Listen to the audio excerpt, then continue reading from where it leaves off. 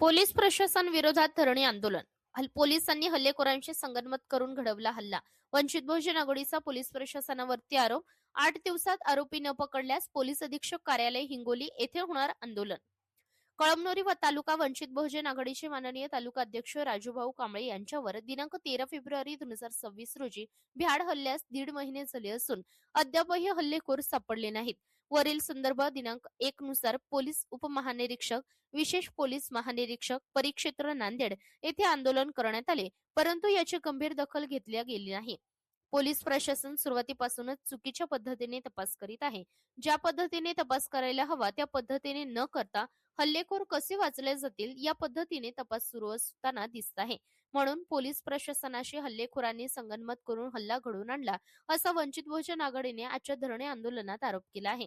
एवढा मोठा भरदुपारी हल्ला झाला त्यानंतर पोलीस उपमहानिरीक्षक, विशेष पोलीस महानिरीक्षक यांना मागण्या करून पोलीस प्रशासन यांनी पोलीस संरक्षण दिले गेले नाही, शस्त्र बाळगण्याचा परवाना दिला नाही. यामधील चौकशी तपास अंमलदार यांना या तपासातून बाजूला करून उच्चस्तरीय पोलीस अधिकारी यांची कमिटी मार्फत करण्यात यावी, सर्व पुरावे देण्यात यावे, अशा विविध मागण्या करून सुद्धा पोलीस प्रशासनाने यावर कोणतीही कारवाई आजपर्यंत केली नाही.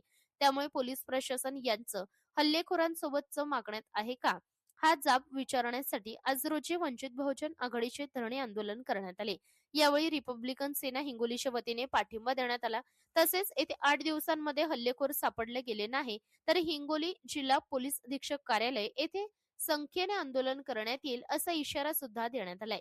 यावेळी महाराष्ट्र राज्य कमिटीचे सदस्य अविनाश भाऊ भोसीकर, रिपब्लिकन सेना युवा प्रदेश अध्यक्ष किरण भाऊ धोंगळे, राज अटकोरे, शंकर महाजन, ज्योतिपाल रणवीर, मोहम्मद असलम, सोनमताई डोंगरे, लखन हनुमंते, विनोद थोरात, लंकेश आवटे, रोहन पंडित, दिनेश पाईकराव व समस्त पदाधिकारी आणि कार्यकर्ते उपस्थित होते.